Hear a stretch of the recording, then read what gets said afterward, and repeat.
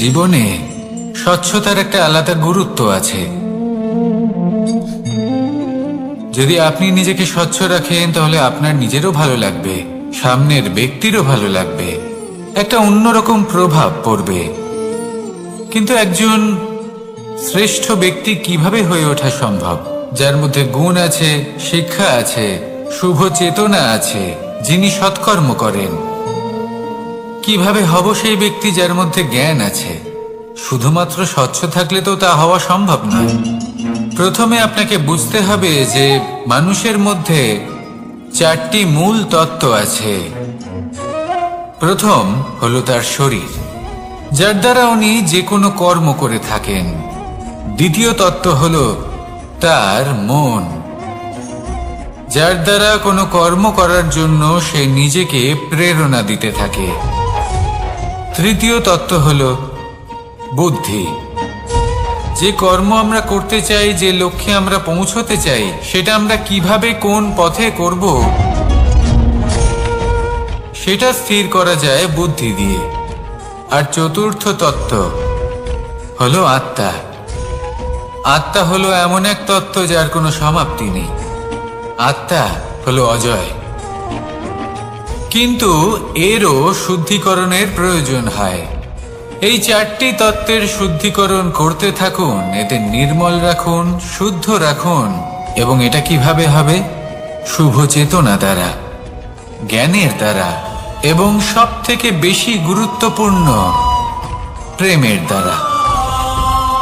আসুন আমার সাথে ভালোবেসে বলুন, রাধা রাধা। মানুষের এই সংসারে জীবনযাপন করার জন্য কিছু জিনিসের প্রয়োজন পড়ে। এমন কিছু আবেগ, এমন কিছু বস্তু আছে যেগুলো তার প্রয়োজন হয়। কিন্তু সব থেকে বেশি যে জিনিসটা তার প্রয়োজন হয় সেটা হলো সম্মানের। আমাদের ভালো লাগে যখন কেউ আমাদের সম্মান করে। আমরা কাউকে সম্মান করলে তারও সেটা ভালো লাগে। কিন্তু আপনি দেখবেন যে সংসারে বেশিরভাগ মানুষ 2টি মাপদণ্ডের ভিত্তিতে সম্মান করেন। হয় বয়স দেখে করেন বা উপার্জন দেখে, অর্থাৎ সেই ব্যক্তি কতটা উপার্জন করেন।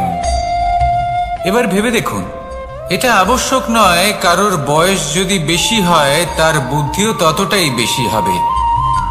আবশ্যক এটাও নয় যে কোনো ব্যক্তি যদি অত্যন্ত ধনী হন বা তার মনও নির্মল হবে বা তিনি সৎকর্ম করবেন বা এমন কোনো কর্ম করবেন যাতে উনি সম্মান লাভ করতে পারেন। হতে পারে উনি ধনী কিন্তু দুশ্চরিত্র।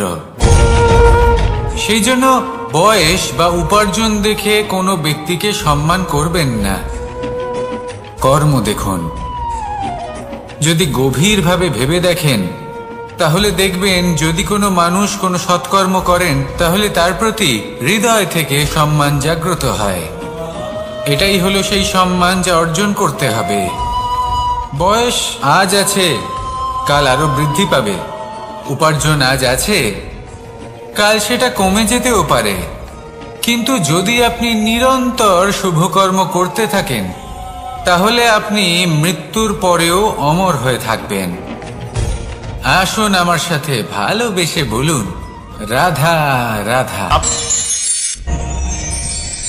আমাদের জীবনে আমরা যখনই এমন কোনো মানুষের সাথে পরিচিত হই যে বয়সে, পদে এবং আর্থিক দিক থেকে আমাদের থেকে পিছিয়ে, তখন আমরা সবাই খুব হীন নজরে তাদের দিকে দেখি।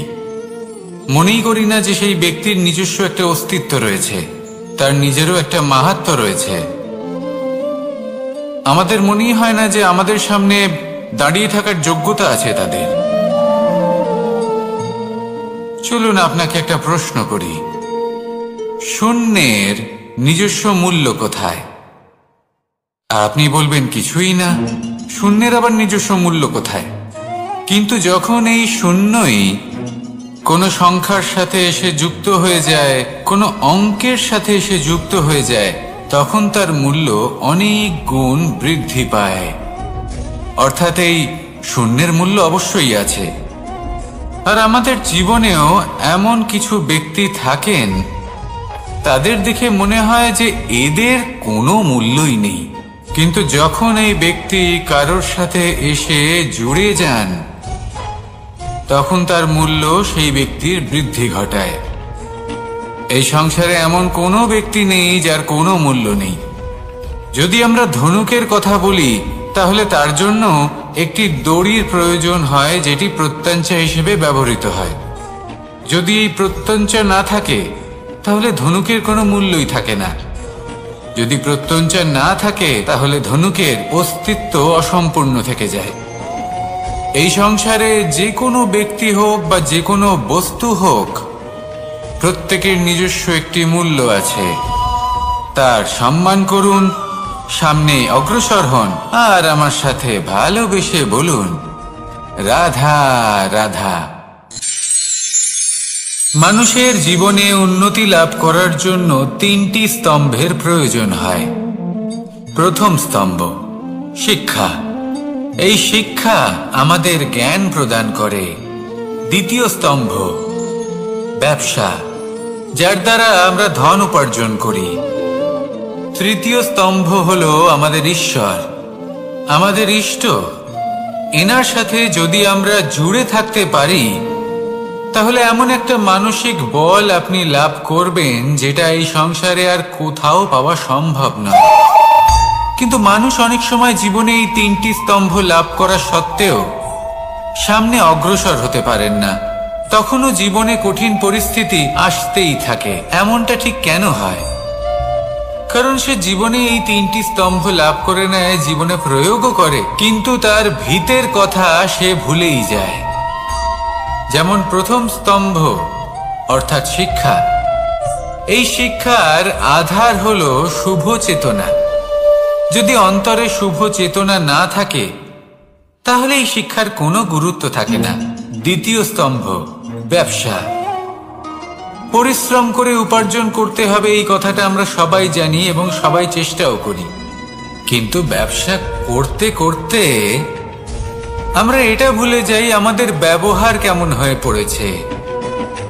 এই ব্যবহার যদি শুভ হয়, তাহলে আমাদের উপার্জন আস্তে আস্তে একটা স্থির জায়গায় এসে পৌঁছবে। এবং তৃতীয় স্তম্ভ আমাদের ভগবান। যদি ওনার স্মরণে আপনি যেতে চান, তাহলে তার পূর্বে নিজের মা বাবাকে সেবা করুন, তাদের যত্ন করুন, তাদেরকে ভালোবাসুন, কারণ ওনারাই হলেন এই সংসারে আপনার সবথেকে বড় ইষ্ট। তাহলে 3 স্তম্ভের সাথে সাথে তাদের আধারকেও নিজের জীবনে প্রাধান্য দিন। কোনো সমস্যা আসবে না, জীবনে একের পর এক উন্নতি করবেন এবং এই মন প্রসন্ন হয়ে বলবে, রাধা রাধা। সুখ, দুঃখ এবং শক্তি, এই 3 হলো এই সংসারের ত্রিদেবের মতো। আমাদের জীবনে যা কিছু ঘটছে, এই 3টির ভিত্তির উপরেই হচ্ছে। আসলে এই সংসারের একটা নিয়ম আছে। যখনই আপনি কিছু লাভ করেন, এই সংসার আপনার পরীক্ষা নেয়। এটা জানার জন্য আপনার পরীক্ষা নেয় যে আপনি যা কিছুই লাভ করেছেন, আপনি কি আদৌ সেটার যোগ্য কি না। ঠিক সেইভাবেই এই সুখ, দুঃখ এবং শক্তি আপনার পরীক্ষা নিয়ে থাকে। যখন সুখ আসে, তখন সে আপনার পরীক্ষা নেয় যে আপনার মধ্যে অহংবোধ জাগ্রত হয়নি তো। যদি অহংবোধ চলে আসে, তাহলে সুখ সেখানেই সঙ্গ ত্যাগ করে। দুঃখ আপনার ধৈর্যের পরীক্ষা নিতে থাকে। আর যদি আপনার মধ্যে ধৈর্য না থাকে, তাহলে এটা আপনাকে আরো বেশি দুঃখের গভীর অন্ধকারে ঠেলে দেবে। সেখানে শক্তি পরীক্ষা নেয় আপনার বিনম্রতার। যদি আপনি বিনম্র না হন, তাহলে হয় এই শক্তি আপনার সঙ্গ ত্যাগ করবে, নয় এই শক্তি বিনম্রতার অভাবে আপনার পতনের কারণ হতে পারে। এই সংসারে যে কোনো ব্যক্তি যিনি এই পরীক্ষায় উত্তীর্ণ হয়ে থাকেন, এই জীবনে তিনি সাফল্য লাভ করেন।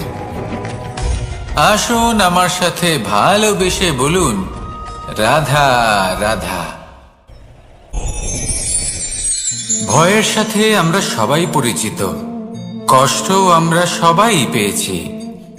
কখনো কখনো আমরা অসুস্থ হয়ে পড়ি, আর এমন সময় হলে মাতার মমতা, কখনো বাবার স্নেহ, কখনো বন্ধুদের পাশে থাকার অনুভূতি আমাদের রোগ নিরাময়ে সাহায্য করে।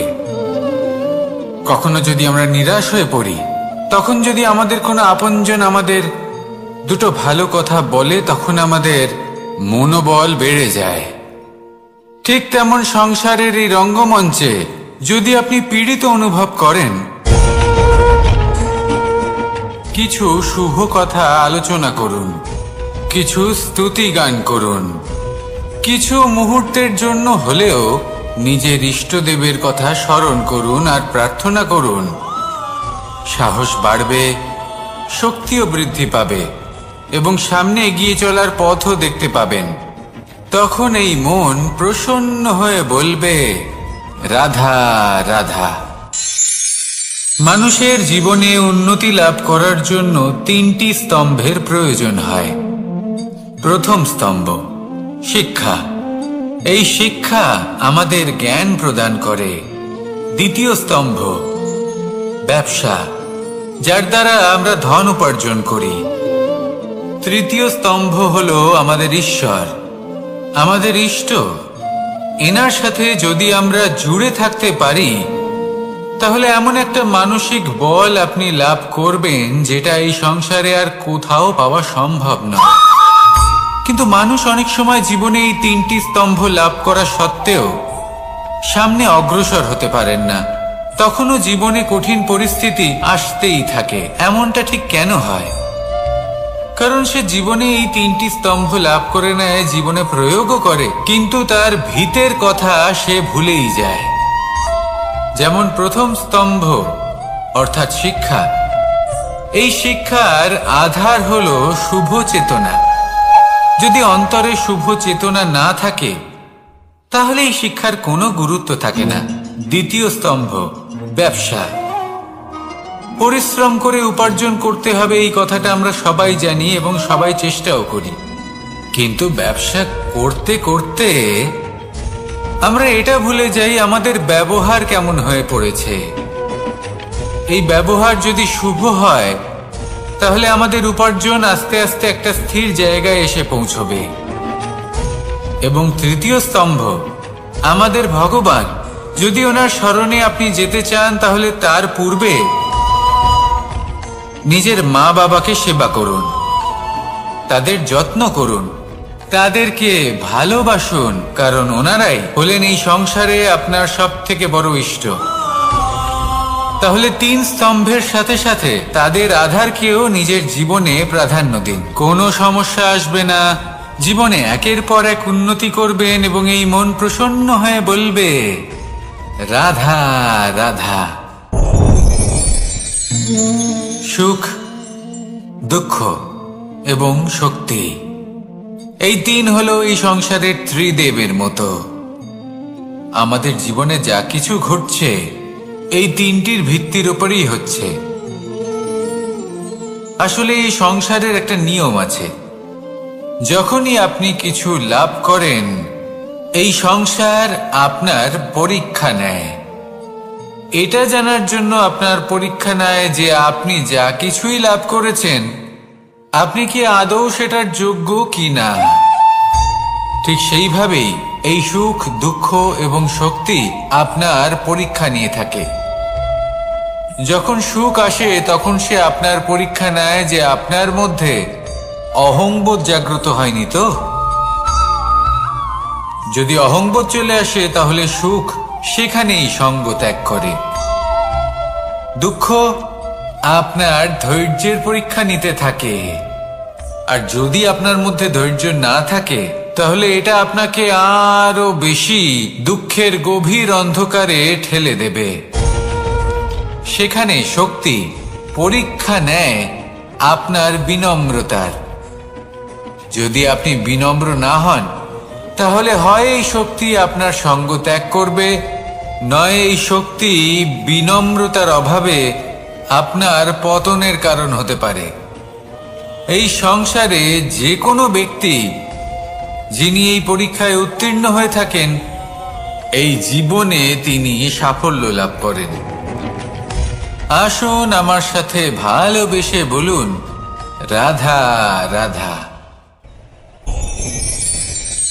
ভয়ের সাথে আমরা সবাই পরিচিত, কষ্টও আমরা সবাই পেয়েছি। কখনো কখনো আমরা অসুস্থ হয়ে পড়ি, আর এমন সময় হলে মাতার মমতা, কখনো বাবার স্নেহ, কখনো বন্ধুদের পাশে থাকার অনুভূতি আমাদের রোগ নিরাময়ে সাহায্য করে। কখনো যদি আমরা নিরাশ হয়ে পড়ি, তখন যদি আমাদের কোনো আপনজন আমাদের দুটো ভালো কথা বলে, তখন আমাদের মনোবল বেড়ে যায়। ঠিক তেমন সংসারের এই রঙ্গমঞ্চে যদি আপনি পীড়িত অনুভব করেন, কিছু শুভ কথা আলোচনা করুন, কিছু স্তুতি গান করুন, কিছু মুহূর্তের জন্য হলেও নিজের ইষ্টদেবের কথা স্মরণ করুন আর প্রার্থনা করুন। সাহস বাড়বে, শক্তিও বৃদ্ধি পাবে এবং সামনে এগিয়ে চলার পথও দেখতে পাবেন।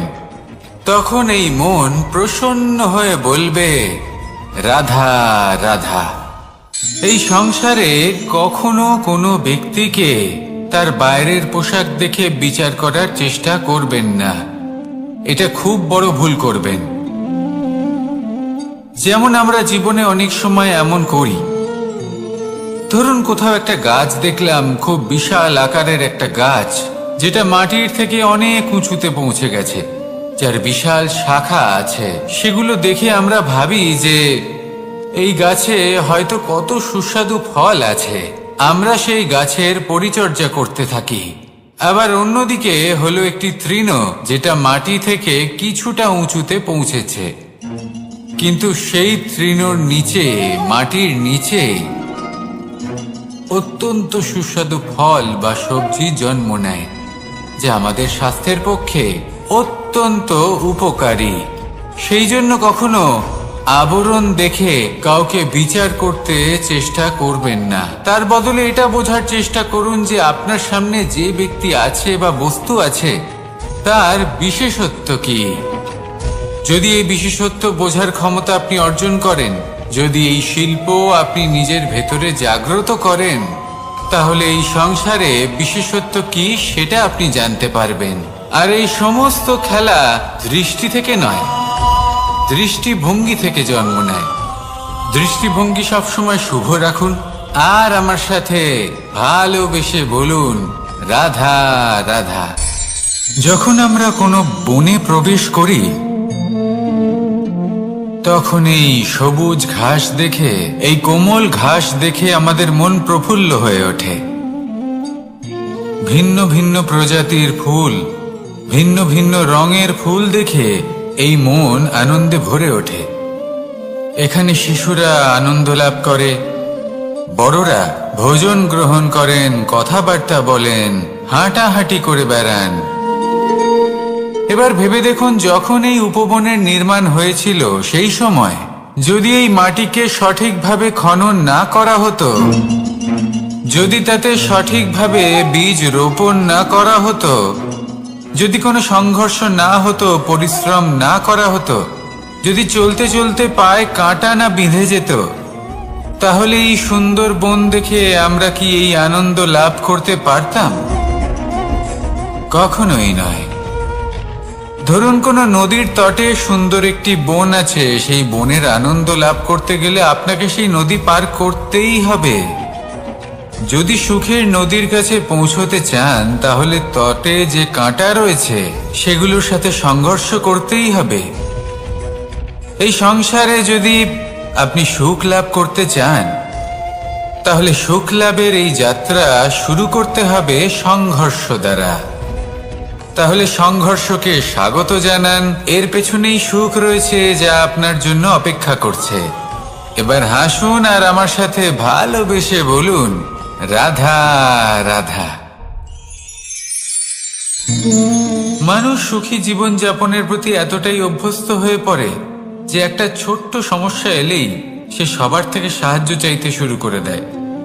সে সাহায্য লাভও করে এবং সেই সংকট থেকে সে বেরিয়েও আসে। কিন্তু এই সাহায্য কিছু মুহূর্তের, আর কিছু মুহূর্তের হলো এই দুঃখ। এই 2 মুহূর্তের সাহায্যের জন্য আজীবন আপনি তার কাছে ঋণী হয়ে থাকেন। আর মানবিকতার খাতিরে আপনার মনে কৃতজ্ঞতা জেগে ওঠে, আর সেই কৃতজ্ঞতা বোধ হলো যে আপনি কখনো সেই ব্যক্তিকে ছাপিয়ে যেতেই পারবেন না। সেই জন্য জীবনে সবসময় চেষ্টা করবেন নিজেকে প্রস্তুত রাখতে, সেই সব সমস্যার জন্য, সেই সব বাধার জন্য যেগুলো আপনার জীবনে আসতে পারে। ততক্ষণ সাহায্য চাইবেন না যতক্ষণ না অন্য কোনো পথ না থাকছে। সাহায্য চাওয়া অনুচিত নয়, কিন্তু সাহায্য চাইলে এবং সাহায্য পেলে আপনি আজীবন কৃতজ্ঞ এবং ঋণী হয়ে থাকবেন। আর তারপর একদিন আপনি পরিবর্তন দেখতে পাবেন যে কিভাবে আপনি ছোট ছোট সমস্যার জন্য সাহায্য না চেয়ে বড় বড় সমস্যার সম্মুখীন হতে প্রস্তুত হয়ে গেছেন। এটাই হলো সংসারের নীতি। এটাই পালন করুন আর আমার সাথে ভালোবেসে বলুন, রাধা রাধা। আপনি কখনো কাউকে পর্বতে আরোহণ করতে দেখেছেন? বা আপনি কখনো নিজে কোনো পর্বতে আরোহণ করেছেন? করে থাকলে আপনি এই বিষয়ে অবশ্যই জানবেন যে যখন আমরা শিখরের দিকে এগোই, ওপরের দিকে এগিয়ে চলি, তখন আমাদের একটু ঝুঁকে পথ চলতে হয়। তখনই আমরা সেই পর্বত আরোহণ করতে পারি। কিন্তু যে ব্যক্তি নিচের দিকে ফিরে আসছেন, তিনি কিন্তু ঝুঁকে চলেন না, তিনি দৃঢ়ভাবে সোজা হয়ে নিচে নামেন। এই ভারসাম্য বজায় রাখার এই খেলাতে সংসারের একটা সার লুকিয়ে রয়েছে। যদি আপনিও জীবনে উঁচুতে উঠতে চান, শিখরে পৌঁছতে চান, তাহলে আপনাকেও নত হয়ে বিনম্র হয়ে সামনে এগোতে হবে। সেখানে যদি আপনি বুক চিতিয়ে উদ্ধতভাবে অহংকার বোধ নিয়ে চলতে থাকেন, সেখান থেকেই আপনাকে নিচে নামতে হবে। কোনো ব্যক্তি তার বিনম্র স্বভাব দেখেই বোঝা যায় যে সেই ব্যক্তি সাফল্যের শিখর দেশে আরোহণ করছে নাকি নিচে তথা খাদের দিকে যাত্রা করছে।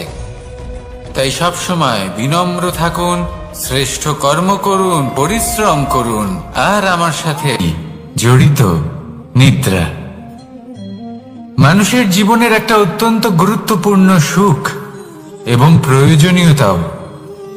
দেখতে গেলে এই সংসারের প্রত্যেক পশু পাখি, প্রত্যেক জীব অবশ্যই নিদ্রা প্রাপ্ত করেন, কিন্তু মানুষ, যার মধ্যে বিচার বিবেচনা করার শক্তি অন্যদের থেকে অনেক বেশি, তার কিন্তু ঘুমের কিছু সমস্যা অবশ্যই হয়। কি বলে? তাই তো। এবার এর কারণ কি? চিন্তা। এবার চিন্তা আমাদের সবার জীবনে আছে। আমরা সকলে জানি যে চিন্তা কখনো আমাদের সাহায্য করে না, তাও আমাদের জীবনে আছে। কেন? চিন্তার মাধ্যমে কি কখনো কোনো সমস্যার সমাধান হয়েছে? অর্থের চিন্তা করলে কি অর্থ লাভ হয়? ভবিষ্যতের চিন্তা করলে কি ভবিষ্যৎ ঠিক হয়ে যায়? স্বাস্থ্যের চিন্তা করলে কি স্বাস্থ্য নিজে থেকেই ঠিক হয়? হয় না। তাহলে এই সব কিছু থেকে আমাদের একটা ছোট্ট শিক্ষা অবশ্যই লাভ করা উচিত। আপনিও আপনার কাঁধ থেকে চিন্তার এই বোঝা নামিয়ে ফেলুন। আর ইচ্ছে, এই সব ইচ্ছে একত্রিত হয়ে আমাদের মনে চিন্তা উৎপন্ন করে। তাই এই চিন্তাগুলিকে ত্যাগ করুন। প্রকৃতির প্রেমের উপর বিশ্বাস রাখুন। মনে রাখবেন, যিনি চিন্তা মুক্ত হবেন তিনি চিতা মুক্ত হবেন। সুখের নিদ্রা প্রাপ্ত করুন, আর নিদ্রায় যাবার আগে আমার সাথে ভালোবেসে বলুন, রাধা রাধা। মহাদেব, সেই দেবতা যিনি মহান, যাকে দেবতাদের দেবতা বলা হয়, যিনি হলেন আমার আরাধ্য। কখনো আপনার মনে এই প্রশ্ন এসেছে যে শিবকেই কেন মহাদেব বলা হয়? অন্য কোনো দেবতাকে কেন বলা হয় না? সেই কারণ মহাদেবের মধ্যে, ওনার মধ্যে এমন এক বিশেষ গুণ রয়েছে যা অন্য কারণ নেই।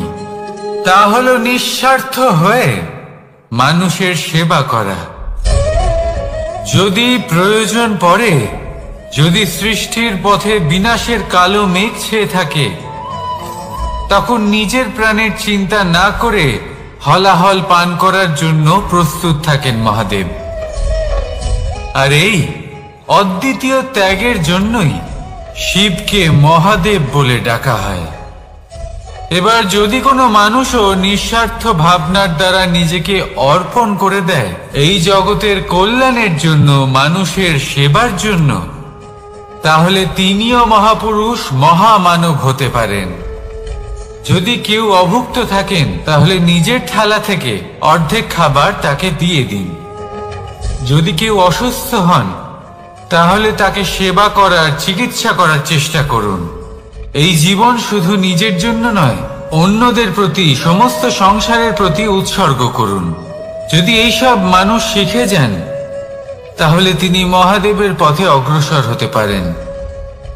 যদি মানুষ নিঃস্বার্থ ভাবনার দ্বারা এই সংসারের সেবা করতে শিখে যান, তাহলে তিনি নিশ্চিত রূপে মহামানব অবশ্যই হতে পারবেন। আসুন আমার সাথে ভালোবেসে বলুন, রাধা রাধা। স্বর্ণ, হীরে, মুক্ত, মানিক, এই সব কিছুকে আগে পাথর বলা হতো। তাহলে এমন কি হলো যে এদের রত্ন বলা হয়? আর রত্ন তা বাস্তবে আসলে কি? এটা হলো সেই পাথর যাকে আগে আগুনের তাপ সহ্য করতে হয়েছে, পরখ করা হয়েছে, যাচাই করা হয়েছে, এদের কাটার চেষ্টা করা হয়েছে, কিন্তু তারা কখনোই নষ্ট হয়নি, বরং তারা আরো উদ্ভাসিত হয়েছে, আরো উজ্জ্বল হয়েছে, এই সংসারে আরো প্রকাশ ছড়িয়ে দিয়েছে। সেই জন্য এরা হলো এত অমূল্য, সেই জন্য এরা হলো বহুমূল্য, সেই জন্য এদের রত্ন বলা হয়। এবার মানুষের কাছেও এই নির্বাচনের অধিকার রয়েছে যে আমরা শুধু পাথর হয়ে থাকব নাকি রত্ন হয়ে থাকব। কিভাবে? আমাদের জীবনেও অনেক সমস্যা রয়েছে, বাধা আছে, বিপত্তি আছে। আমরা সেই বাধার তাপে উত্তপ্ত হই, এই সমস্যা আমাদের কাটার চেষ্টা করে। অনেক মানুষ বিভিন্ন পরিস্থিতি আমাদের ভাঙার চেষ্টা করে, কিন্তু আমাদের নষ্ট হলে চলবে না। যেভাবে এই রত্ন সমস্যার সম্মুখীন হয়ে পাথর থেকে রত্ন হয়েছে, সেইভাবেই আমাদেরও আমাদের সমস্যার সম্মুখীন হয়ে রত্ন হয়ে উঠতে হবে। এই সংসারে প্রকাশের স্রোত হয়ে উঠতে হবে। তাহলে এটাই করুন আর আমার সাথে ভালোবেসে বলুন, রাধা রাধা। সংসারে সব থেকে বড় শক্তি আসলে কি? কেউ বলবেন শারীরিক শক্তি, কেউ বলবেন অস্ত্রের শক্তি, কেউ বলবেন জ্ঞানের শক্তি। ঠিক আছে, কিন্তু যদি আমি বলি সংসারের সব থেকে বড় শক্তি হলো শক্তি কোনো এক তথ্যের, আগে হ্যাঁ, তথ্য। এই তথ্য নিজেই কিন্তু খুব শক্তিশালী, অত্যন্ত শক্তিশালী অস্ত্র হলো এই তথ্য। আর সত্যি বলতে, অনুচিত তথ্যের থেকে অনেক বেশি ঘাতক হলো অসম্পূর্ণ তথ্য। যেরকম আজ শাম্ব রুক্মির সাথে করেছে, ওকে অসম্পূর্ণ তথ্য দিয়েছে, তার ফলে বিনাশ হলো। যদি এইভাবেই আপনার কাছেও কোনো অসম্পূর্ণ তথ্য আসে, আর যদি আপনি তা পরখ না করে দেখেন, যাচাই না করে দেখেন, আর নিজের কর্ম করেন, তাহলে উত্থানের বদলে আপনি পতনের সম্মুখীন হবেন। বিকাশের বদলে আপনার বিনাশ হয়ে যাবে। মনে রাখবেন একটা অত্যন্ত গুরুত্বপূর্ণ কথা, সঠিক তথ্য পাওয়া সঠিক তথ্য দেওয়ার থেকে অনেক বেশি গুরুত্বপূর্ণ। আশা করি এই কথা আপনি বুঝেছেন। জীবনে যখনই কোনো তথ্য আপনি পাবেন, সেই বিষয়ে ভেবে দেখুন, পরখ করে দেখুন, যাচাই করুন, তারপর নিজের কর্ম করুন। আর আমার সাথে ভালোবেসে বলুন, রাধা রাধা। ধর্ম এবং প্রেম, এই দুই হলো একই মুদ্রার দুই পিঠ। যদি এদের মধ্যে কোনোটা নষ্ট হয়ে যায়, তাহলে দ্বিতীয়টাও থাকে না। কখনো ভেবেছেন এমন কেন হয়? তার জন্য আগে আপনাকে বুঝতে হবে যে ধর্ম আসলে কি। ধর্ম সেটাই যা এই সংসারের প্রত্যেক মানুষকে একে অপরের সাথে সুখ এবং শান্তিতে থাকতে প্রেরণা যোগায়। এই প্রেরণার আধার হলো প্রেম। প্রেম সেটাই যা আপনার মধ্যে অন্য কারোর প্রতি করুণাবোধ জাগিয়ে তোলে, সম্মান জাগিয়ে তোলে। এবার যদি প্রেম চলে যায়, তাহলে সবার আগে বিনাশ হবে সম্মান আর করুণাবোধের। এবার যেখানে না প্রেম রয়েছে, না সম্মান রয়েছে, না করুণা রয়েছে, সেখানে ধর্ম কিভাবে বাস করবে?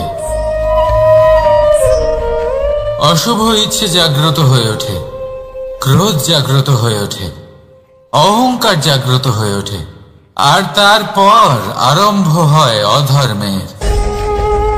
তাই যা যা ভাবনা আপনার অন্তরে প্রবেশ করছে করতে দিন, কিন্তু যাই হোক না কেন এই প্রেমকে নিজের থেকে দূরে যেতে দেবেন না। এই প্রেমকে চিরকাল নিজের কাছে রাখুন, নিজের হৃদয়। আর এই প্রেম ভাব নিয়ে বলুন, রাধা রাধা। মানুষের জীবনে উন্নতি লাভ করার জন্য তিনটি স্তম্ভের প্রয়োজন হয়। প্রথম স্তম্ভ শিক্ষা।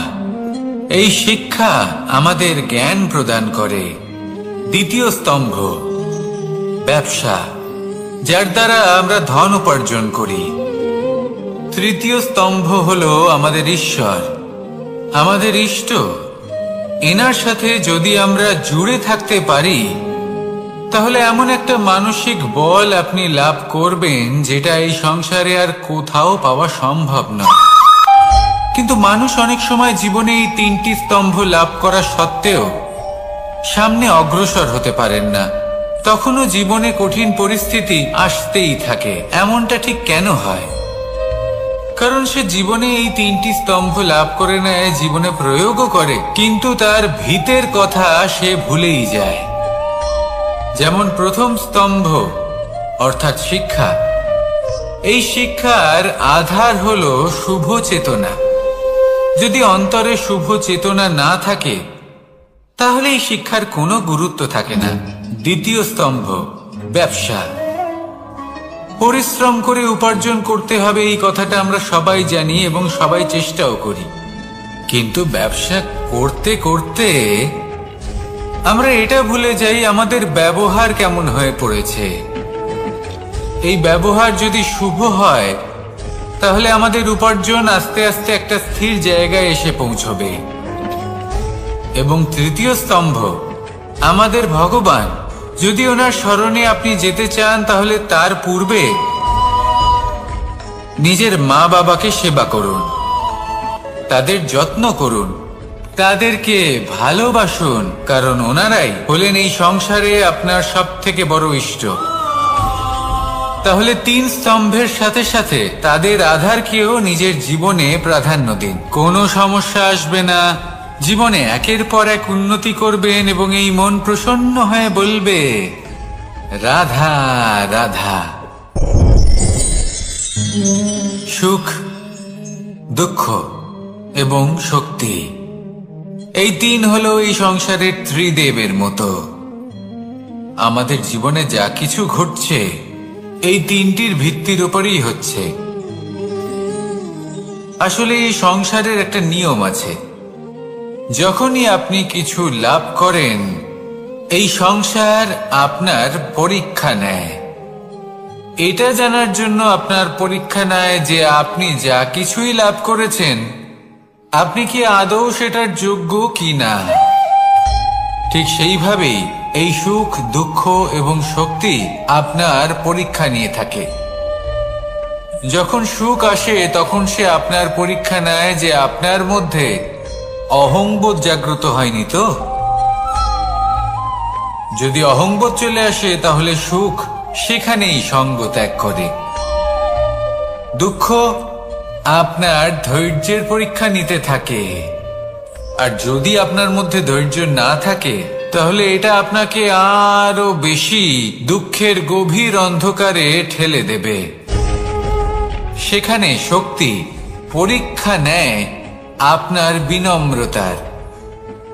যদি আপনি বিনম্র না হন তাহলে হয় এই শক্তি আপনার সঙ্গ ত্যাগ করবে, নয় এই শক্তি বিনম্রতার অভাবে আপনার পতনের কারণ হতে পারে।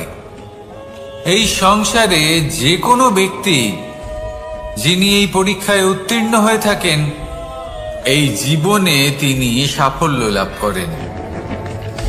আসুন আমার সাথে ভালোবেসে বলুন, রাধা রাধা। ভয়ের সাথে আমরা সবাই পরিচিত, কষ্টও আমরা সবাই পেয়েছি।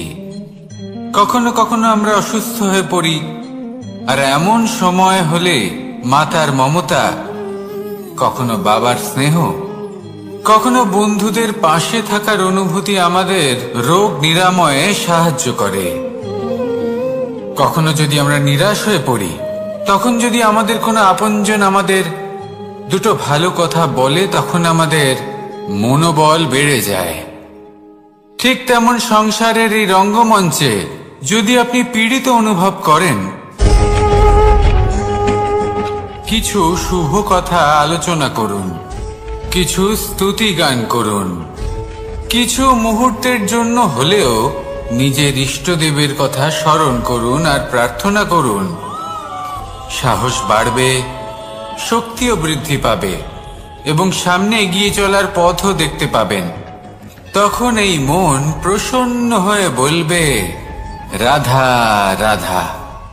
এই সংসারে কখনো কোনো ব্যক্তিকে তার বাইরের পোশাক দেখে বিচার করার চেষ্টা করবেন না, এটা খুব বড় ভুল করবেন।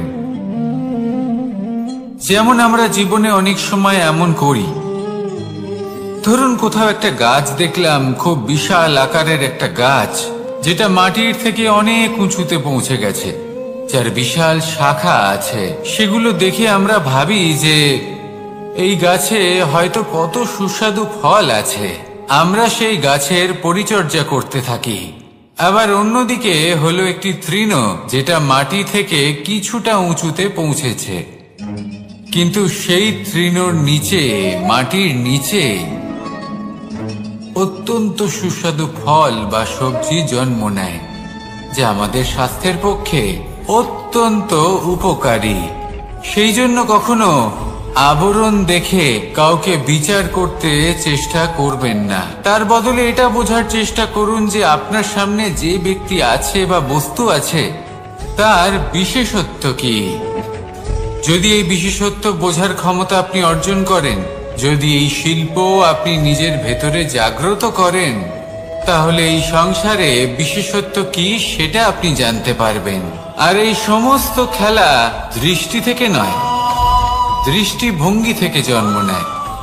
দৃষ্টিভঙ্গি সবসময় শুভ রাখুন, আর আমার সাথে ভালোবেসে বলুন, রাধা রাধা। যখন আমরা কোনো বনে প্রবেশ করি, তখন এই সবুজ ঘাস দেখে, এই কোমল ঘাস দেখে আমাদের মন প্রফুল্ল হয়ে ওঠে। ভিন্ন ভিন্ন প্রজাতির ফুল, ভিন্ন ভিন্ন রঙের ফুল দেখে এই মন আনন্দে ভরে ওঠে। এখানে শিশুরা আনন্দ লাভ করে, বড়রা ভোজন গ্রহণ করেন, কথাবার্তা বলেন, হাঁটাহাঁটি করে বেড়ান। এবার ভেবে দেখুন, যখন এই উপবনের নির্মাণ হয়েছিল, সেই সময় যদি এই মাটিকে সঠিকভাবে খনন না করা হতো, যদি তাতে সঠিকভাবে বীজ রোপণ না করা হতো, যদি কোনো সংঘর্ষ না হতো, পরিশ্রম না করা হতো, যদি চলতে চলতে পায়ে কাঁটা না বিঁধে যেত, তাহলে এই সুন্দর বন দেখে আমরা কি এই আনন্দ লাভ করতে পারতাম? কখনোই নয়। ধরুন কোনো নদীর তটে সুন্দর একটি বন আছে, সেই বনের আনন্দ লাভ করতে গেলে আপনাকে সেই নদী পার করতেই হবে। যদি সুখের নদীর কাছে পৌঁছতে চান তাহলে তটে যে কাঁটা রয়েছে সেগুলোর সাথে সংঘর্ষ করতেই হবে। এই সংসারে যদি আপনি সুখ লাভ করতে চান তাহলে সুখ লাভের এই যাত্রা শুরু করতে হবে সংঘর্ষ দ্বারা। তাহলে সংঘর্ষকে স্বাগত জানান, এর পেছনেই সুখ রয়েছে যা আপনার জন্য অপেক্ষা করছে। এবার হাসুন আর আমার সাথে ভালোবেসে বলুন, রাধা রাধা। আমাদের মনে যখন কোনো প্রশ্ন ওঠে, কোনো দ্বন্দ্ব জাগে, তখন আমরা যাই আমাদের গুরুর কাছে, আমাদের আরাধ্যের কাছে গিয়ে জিজ্ঞেস করি। এইভাবেই একদিন আমি পৌঁছলাম আমার আরাধ্যের কাছে, আমার মহাদেবের কাছে, আর ওনাকে প্রশ্ন করলাম যে মহাদেব, জীবনে আনন্দ পাওয়ার, উৎসব পালনের, প্রেম ভাগ করে নেবার, জীবনকে উপভোগ করে নেওয়ার সর্বশ্রেষ্ঠ সময় কোনটা? মহাদেব হাসলেন আর উনি বললেন, জীবনে উৎসব পালনের সব থেকে শ্রেষ্ঠ দিন হল মৃত্যুর ঠিক আগের দিনটা। প্রেম ভাগ করে নেওয়ার সব থেকে শ্রেষ্ঠ মুহূর্ত হল মৃত্যুর ঠিক আগের মুহূর্ত। জীবনকে উপভোগ করে নেওয়ার সর্বশ্রেষ্ঠ প্রহর হল মৃত্যুর এক প্রহর পূর্বে। তখন আমি চমকে গেলাম। আমি বললাম, কিন্তু মহাদেব, মৃত্যু তো অনিশ্চিত, আমরা জানিও না কবে আমাদের মৃত্যু হবে। মহাদেব আবার হাসলেন। উনি বললেন যে যদি আমরা এভাবে জীবন কাটাই যে আমরা জীবনের প্রত্যেক দিন, প্রত্যেক মুহূর্ত, প্রত্যেক প্রহর শেষ বলে মনে করি, তাহলে আমাদের সমস্ত জীবন আনন্দের সাথেই অতিবাহিত হবে। কি বলেন?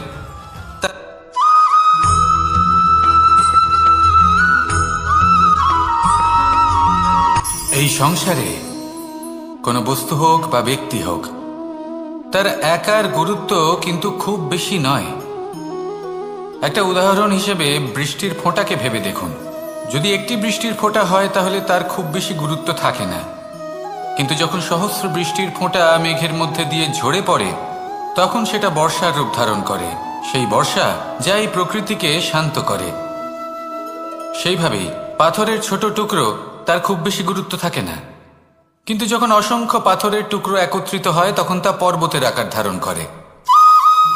সেইভাবেই কিছু মানুষ যখন একত্রিত হন তখন তৈরি হয় পরিবার, কিছু পরিবার যখন একত্রিত হয় তখন তৈরি হয় সমাজ, যখন অনেক সংখ্যক সমাজ একত্রিত হয় তখন তৈরি হয় রাজ্য। এবার এই রাজ্যের সব থেকে গুরুত্বপূর্ণ ব্যক্তি হতে পারেন রাজা, কিন্তু তাও সেই রাজা একা কিছু করতে পারেন না। যুদ্ধ লড়ার সময় তারও নিজের সৈন্যদলকে প্রয়োজন পড়ে। কিন্তু এই সংসারে এমন একজন ব্যক্তি আছেন যিনি একাই সব কাজ করতে থাকেন, এবং সেই ব্যক্তি হলেন মা। আমাদের জীবনে একজন পিতার ভূমিকা কিন্তু নিঃসন্দেহে অমূল্য, কিন্তু আমাদের সকলের জীবনে যে ভূমিকা একজন মায়ের তা অন্য কারোর থাকে না। একজন মা একাই সন্তানকে বড় করতে পারেন, সংস্কারী করে তুলতে পারেন, তার জন্য পরিশ্রম করেন। আর এত কিছু কাজ করার পরেও তার কাজের জন্য তিনি প্রশংসা অবশ্য পান না। উল্টে যদি সেই সন্তান অনুচিত পথে চালিত হয়, অনুচিত কর্ম করে, তখন সেই মাকেই অপবাদের পাত্র হয়ে উঠতে হয়। আমাদের জীবনে মায়ের যোগদান কতটা সেটা বুঝুন। আপনাকে বড় করে তোলার জন্য উনি কতটা পরিশ্রম করেছেন সেটা বুঝুন। আজ থেকে, এখন থেকে, এই মুহূর্ত থেকে মাকে সম্মান করতে শিখুন। যখন সময় পাবেন, যখন সুযোগ হবে, তখন তার প্রশংসা করুন, ওনারও ভালো লাগবে। আর মায়ের এই মমতার জন্য, তার এই ভূমিকার জন্য আসুন সবাই মিলে আমরা তাকে প্রণাম করি, আর সকলে মিলে ভালোবেসে বলি, রাধা রাধা।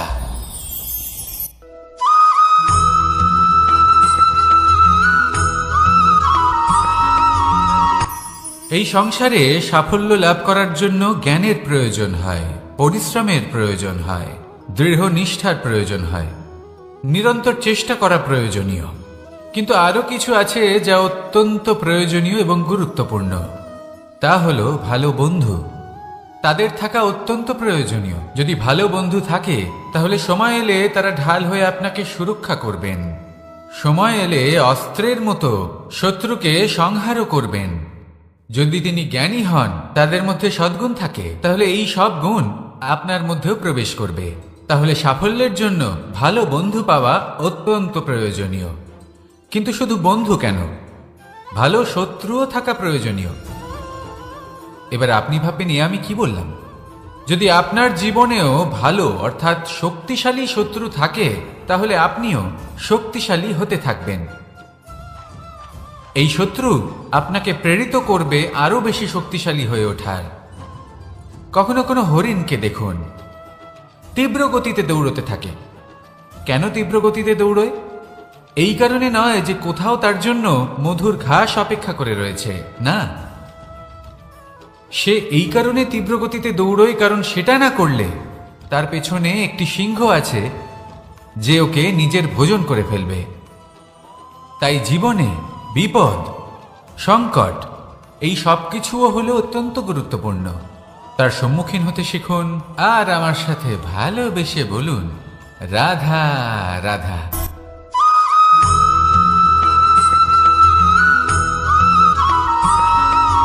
কথায় আছে, প্রত্যেক পুত্র তার পিতার প্রতিচ্ছবি হয়, আর সমস্ত প্রতিচ্ছবি চায় যেন সে তার অস্তিত্ব প্রাপ্ত করতে পারে। পুত্র চায় সে যেন তার পিতার মতো হয়, বা কখনো কখনো তার থেকেও শ্রেষ্ঠ হয়। সেটা কোনো অনুচিত ব্যাপার নয়। অনুচিত তখন হয় যখন পুত্র নিজের পিতার মতো হবার স্বপ্ন পূরণ করতে গিয়ে বা তার থেকেও শ্রেষ্ঠ হওয়ার স্বপ্ন পূরণে অনুচিত পথের আশ্রয় নেয়। কারণ তারপরে সে তার পিতার গুণগুলি আত্মসাৎ করতে চায় না। সে শুধুই এটা চায় যে সংসারের চোখে যেন আমি শ্রেষ্ঠ প্রমাণিত হই। এটা অনুচিত।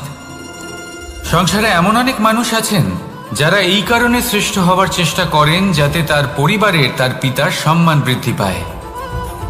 এমনও মানুষ থাকেন, আর এটাই হলো পার্থক্য উদ্দেশ্যের।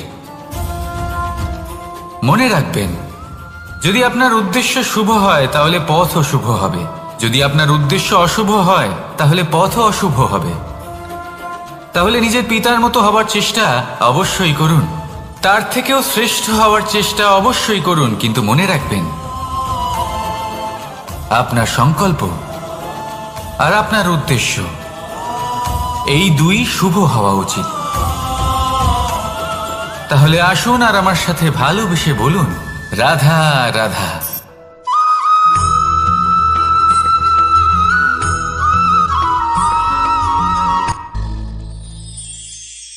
শিশিরের বিন্দু পাতার ওপর পড়ে আর তার গায়ে লেগে থাকে। পাতা তাকে শুষে নিতে পারে না, আর শেষ পর্যন্ত সে ঝরে পড়ে যায়। অন্যদিকে রয়েছে মেঘ এবং চাতক। এদের মধ্যে অনেক দূরত্ব থাকে। মেঘ থাকে আকাশে আর চাতক থাকে ধরিত্রীতে।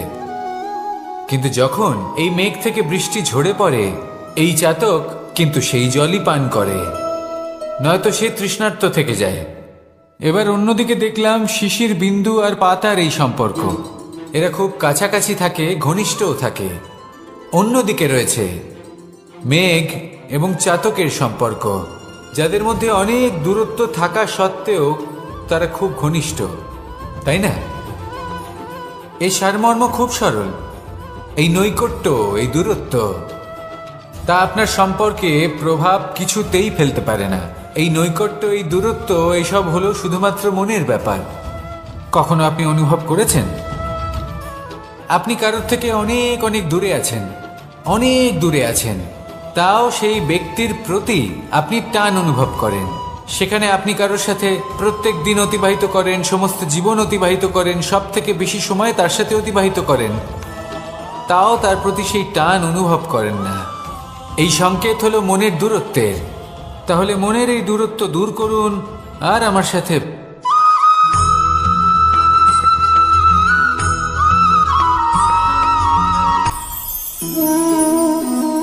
শক্তি এক অত্যন্ত বিচিত্র বস্তু, বা বলতে পারেন অনুভূতি। পিতা সবসময় চান যেন তিনি তার শক্তি পুত্রকে। আসুন আপনাকে সহজে বোঝাই। যদি আপনি সুপাত্র হন আর আপনাকে শক্তি দেওয়া হয়, তাহলে আপনি সেই শক্তির গুরুত্ব বুঝবেন, কোথায় সেই শক্তি প্রয়োগ করা উচিত সেটা বুঝবেন। আর এটা যেহেতু অর্জন করা শক্তি হবে, সেই শক্তির অপব্যবহার হবে না। কিন্তু যদি এই আপনি কুপাত্র হন আর যদি আপনাকে এই শক্তি দেওয়া হয়, তাহলে কি হবে? দেখতে গেলে এই শক্তি আপনি দান হিসেবে পেয়েছেন, তাই না আপনি এই শক্তির গুরুত্ব বুঝবেন আর না এর প্রয়োগ আপনি জানবেন। তার অপব্যবহার হওয়া সুনিশ্চিত। তাই যদি আপনি কোনো শক্তি অর্জন করতে চান, তাহলে আগে তার যোগ্য হয়ে উঠুন। পুত্র নয়, পাত্র হয়ে উঠুন। আর আমার সাথে ভালোবেসে বলুন, রাধা রাধা।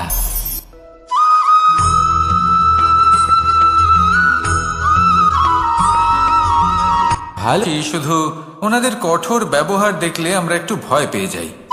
এবার ওনাদের এই কঠোর ব্যবহার আমাদের ভালো না লাগলেও অত্যন্ত আবশ্যক, কারণ মাতার থেকে আমরা যে শক্তি লাভ করি তা যেন নিয়ন্ত্রণ হারিয়ে বিধ্বংসী না হয়ে ওঠে। আমরা যেন কোনো কুপথে না চলে যাই, আমরা কখনো যেন দোষ না করে ফেলি। শুধু সেই জন্য পিতা এবং গুরু একটু কঠোর হয়ে ওঠেন, এবং ওনাদের এই কঠোর আচরণ ভবিষ্যতে গিয়ে আমরা অবশ্যই বুঝতে পারি।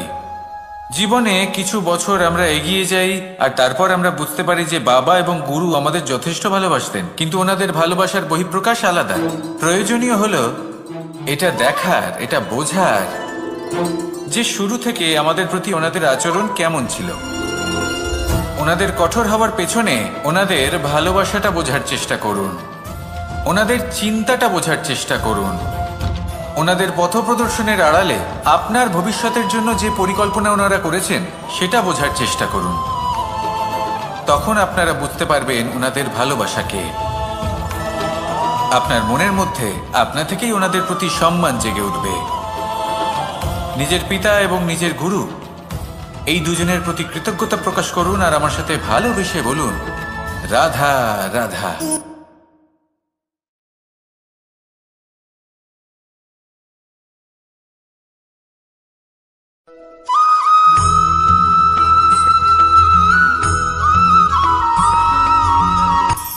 কখনো কোনো বাগানের কোনো বৃক্ষকে দেখেছেন যেখানে সুগন্ধি ফুল থাকে, রসালো ফল থাকে? তখন মন প্রফুল্ল হয়ে ওঠে, মন থেকে সেই বৃক্ষের প্রতি ভালোবাসা জন্মায়। কিন্তু যিনি বাগানের মালিক, শুধুমাত্র তিনিই জানেন যে কিভাবে এই বৃক্ষকে আগলে রাখতে হয়, কিভাবে তার পরিচর্যা করলে এতে সুন্দর সুগন্ধি ফুল হবে, রসালো ফল হবে। কখনো কখনো প্রয়োজনের থেকে বেশি রোদ পেলে এই বৃক্ষগুলি শুকিয়ে যায়, প্রয়োজনের থেকে কম রোদ পেলেও এই বৃক্ষ কিন্তু শুকিয়ে যায়। প্রয়োজনের থেকে কম জল যদি পায়, এই বৃক্ষ শুকিয়ে যেতে পারে। প্রয়োজনের থেকে অতিরিক্ত জল যদি পায়, তখনও এই বৃক্ষের শিকড়গুলি নষ্ট হয়ে যেতে পারে। এবার এটাই কিন্তু আমাদের সংসারের সাথেও হয়। আমাদের সংসারের সকল প্রতিভাশালী ব্যক্তি, যেমন লেখক, বিচারক, প্রবক্তা, যোদ্ধা, এদের সবার ক্ষেত্রে এই কথাটাই প্রযোজ্য। যদি বেশি প্রশংসা করা হয়, তাহলেও এরা হারিয়ে যাবেন। প্রয়োজনের থেকে বেশি যদি নিন্দা করা হয়, তখনও তারা নত হয়ে পড়বেন।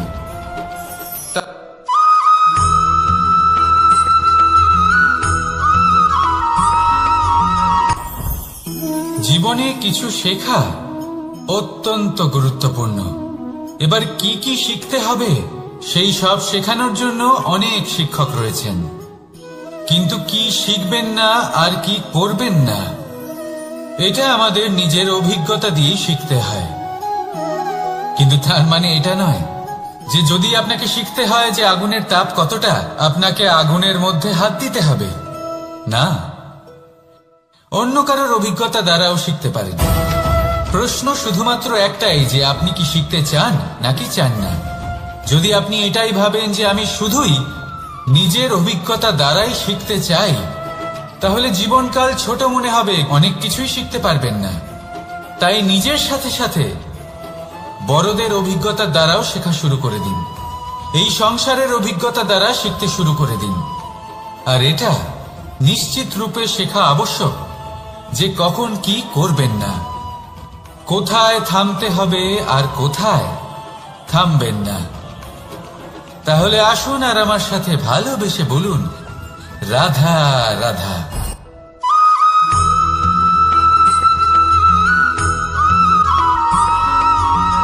এই সংসারে সব থেকে বেশি কোমল বস্তু হলো রেশম। এই রেশম এতটাই কোমল হয় যে এর পুরো একটা থান শুধুমাত্র একটা হাতে ধরা সম্ভব। কখনো ভেবে দেখেছেন এই রেশম কিভাবে হয়? একটি কীট তার লালার দ্বারা উৎপন্ন হয়। এই কীট সেই রেশমকে পাক দিতে থাকে, পাক দিতেই থাকে আর আস্তে আস্তে তার মধ্যেই জড়িয়ে পড়ে। শেষে ওর এই সুন্দর অমূল্য সৃষ্টি রেশমের এই সুতো তার নির্মাণ কার্য পূর্ণ হয়, কিন্তু তাতেই ও নিজে বন্দী হয়ে যায়। নিজেরই মায়াজালের এই বন্দী গৃহে নিজেই ফেঁসে যায়। এবার এই সুতোকে ব্যবহারযোগ্য করে তোলার জন্য এই কীটগুলিকে এই কবচের সাথেই ফুটন্ত জলে ফেলে দেওয়া হয়। এই সংসারে যদি আমাদের স্বপ্ন এই সংসারের দুঃখ হরণ করার জন্য, এই সংসারে সুখ বিতরণ করার জন্য হয়, তবেই আমাদের প্রগতি সম্ভব। যদি আমাদের এই স্বপ্ন শুধুই আমাদের এবং আমাদের স্বার্থ সিদ্ধির জন্য হয়, তাহলে এই স্বপ্ন আমাদের অন্ধ করে দেবে, আমাদের অন্ধকারের পথে নিয়ে যাবে, আর আমরাও সেই কীটের মতো হয়ে যাব। নিজেদেরই মায়াজালে আমরা নিজেই ফেঁসে যাব, আর শেষে আমরা যদি কিছু লাভ করি তা হবে একাকিত্ব, অন্ধকারময় মৃত্যু। তাই স্বপ্ন অবশ্যই দেখুন, কিন্তু এমনভাবে স্বপ্ন দেখবেন না যে তার এই বন্দিগৃহে আপনি নিজেই ফেঁসে গেলেন। স্বপ্ন দেখুন পরোপকারে।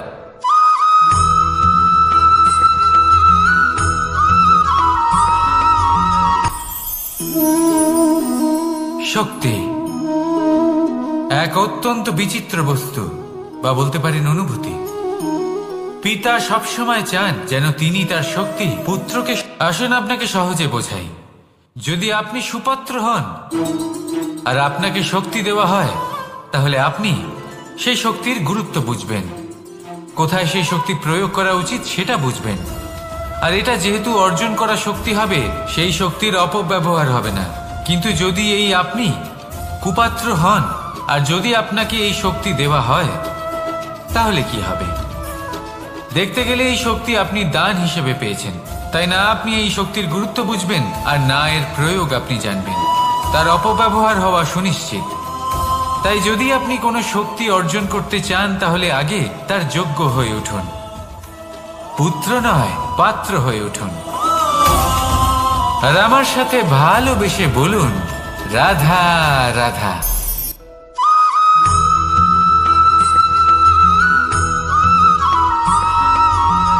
এই সংসারে প্রত্যেক মানুষ এটাই চান যে তিনি যেন ধনবান হন, আর্থিক অবস্থা তার ভালো থাকে, ওনার বাড়িতে লক্ষ্মীর আগমন হয়। কিন্তু সেটা হবে কি করে, সেটাই হলো প্রশ্ন। কেউ বলেন যে যদি পরিশ্রম করো তাহলে ধন অর্জন সম্ভব, কেউ বলেন যে যদি বিদ্যা লাভ হয় তবেই ধন অর্জন সম্ভব, কেউ বলেন যে যদি বলশালী হও তবেই সম্পন্ন থাকবে। ভালো কথা, যদি তাই হয়ে থাকে, তবে দিনমজুর সারা দিন পরিশ্রম করেন, তিনি কেন ধনী হন না? অনেকজন বিদ্বান মানুষ আছেন এই সংসারে, তারা কেন ধনবান হন না? অনেক সংখ্যক বলশালী ব্যক্তি আছেন, তাদের কাছে ধন নেই কেন? তাদের কেন ধনের অভাব হয়? আবার এমনও কিছু মানুষ আছেন যারা পরিশ্রম করেন, তারা দিনমজুর, কিন্তু তারা ধন অর্জন করতে পারেন। কিছু বিদ্বান ব্যক্তি আছেন যাদের কাছে অধিক মাত্রায় ধন রয়েছে। কয়েকজন বলশালী ব্যক্তি রয়েছেন যাদের কাছে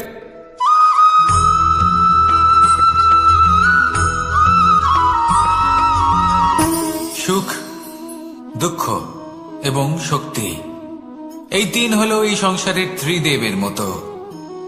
আমাদের জীবনে যা কিছু ঘটছে এই তিনটির ভিত্তির উপরেই হচ্ছে। আসলে এই সংসারের একটা নিয়ম আছে, যখনই আপনি কিছু লাভ করেন এই সংসার আপনার পরীক্ষা নেয়। এটা জানার জন্য আপনার পরীক্ষা নেয় যে আপনি যা কিছুই লাভ করেছেন আপনি কি আদৌ সেটার যোগ্য কিনা। ঠিক সেইভাবেই এই সুখ, দুঃখ এবং শক্তি আপনার পরীক্ষা নিয়ে থাকে। যখন সুখ আসে তখন সে আপনার পরীক্ষা নেয় যে আপনার মধ্যে অহংবোধ জাগ্রত হয়নি তো। যদি অহংবোধ চলে আসে তাহলে সুখ সেখানেই সঙ্গ ত্যাগ করে। দুঃখ আপনার ধৈর্যের পরীক্ষা নিতে থাকে, আর যদি আপনার মধ্যে ধৈর্য না থাকে তাহলে এটা আপনাকে আরো বেশি দুঃখের গভীর অন্ধকারে ঠেলে দেবে। সেখানে শক্তি পরীক্ষা নেয় আপনার বিনম্রতার। যদি আপনি বিনম্র না হন তাহলে হয় এই শক্তি আপনার সঙ্গ ত্যাগ করবে, নয় এই শক্তি বিনম্রতার অভাবে